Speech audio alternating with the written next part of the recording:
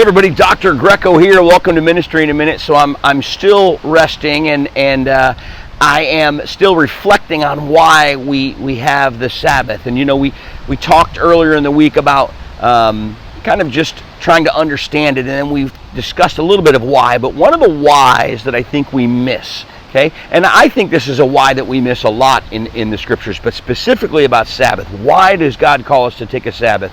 Is found in Leviticus. And in Leviticus chapter 23, God lays out 6 festivals in addition to the Sabbath that the Jews are supposed to undertake.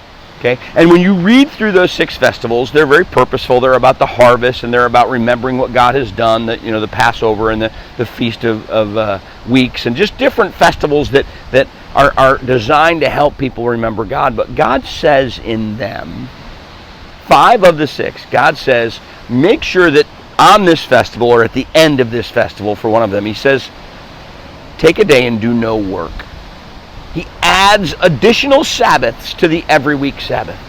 And the Sabbath and the festivals are connected, not only in proximity to where they're laid out, but in how they're celebrated.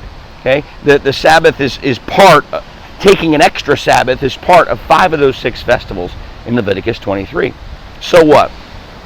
Folks, these festivals were very, very specifically celebrations.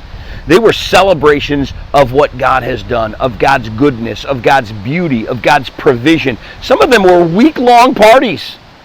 Okay? And so what we see here is that part of the reason for a Sabbath is to celebrate. God wants us to celebrate His goodness, our successes, our joys, and just His provision and His purpose in our lives.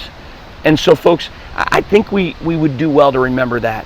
You know, God's not always about just doing what we're supposed to do. Sometimes what we're supposed to do is party for God's sake, at God's command, and that's part of the Sabbath. And we'll see you tomorrow for another Ministry in a Minute.